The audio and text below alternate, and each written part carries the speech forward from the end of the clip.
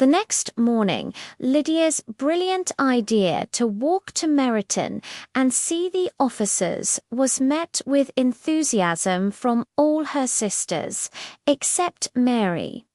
Even Mr. Collins decided to tag along, much to the relief of Mr. Bennet, who was desperate for some quiet time.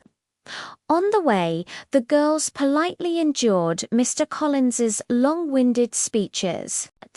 But the moment they reached Meryton, the younger sisters forgot all about him, their eyes scanning eagerly for handsome uniforms. And just like that, they spotted a dashing young man they'd never seen before, strolling with an officer they knew. Who could this handsome stranger be? As if on cue, the officer friend approached and asked to introduce his companion, a Mr. Wickham, who had just arrived from London to join the regiment. And let me tell you, he was the definition of charming, good-looking, with a friendly, easy-going manner. He fit right in. Conversation flowed effortlessly. As they were all chatting away, they heard the clatter of hooves.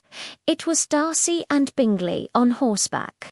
They rode over to greet the ladies, and Bingley, of course, was immediately captivated by Jane Darcy. However, was trying his best not to even look at Elizabeth when his eyes landed on the stranger, Mr. Wickham. I was watching, and you would not believe the tension. The moment they saw each other, both men's faces changed dramatically. One went pale, the other flushed red. Wickham gave a slight tip of his hat, and Darcy just barely nodded back. What on earth did that mean? It was a mystery I was dying to solve. A moment later, Bingley, completely oblivious, said his goodbyes, and he and Darcy rode off. The officers walked the sisters to their Aunt Phillip's house. Lydia tried her best to convince them to come in, but they politely declined. Aunt Phillips was thrilled to see her nieces and greeted Mr. Collins with perfect politeness. Unfortunately, she didn't have any more gossip about the intriguing Mr. Wickham. But she said, with a sparkle in her eye, "I'm having a supper party for some officers tomorrow. I'll have Mr. Phillips invite Mr. Wickham. Will you all come?" Of course, they said yes. The next evening, the girls arrived at their aunt's house, and to their delight, they heard that Mr. Wickham was already there. When he entered the room, he outshone every other officer. He was the man every woman was looking at, and I was the lucky one he chose to sit beside. He had a way of talking that made everything sound interesting. Since neither of us played cards, we spent most of the evening talking. I was hoping he'd explain his connection to Mr. Darcy, but I didn't dare ask. Luckily, he brought it up himself. He asked how long Mr. Darcy had been at Netherfield. I told him about a month and added, "He's a man of very large property." "I understand, yes." Wickham replied, 10,000 a year at least. "I've known his family since childhood." I must have looked surprised, because, he continued, "You probably noticed our cold meeting yesterday. Do you know him well?" "As well as I ever wish to," I exclaimed. "I find him very disagreeable." "I can't say I'm sorry to hear that," Wickham said softly. "The world is often blinded by his fortune and pride. He has treated me very badly.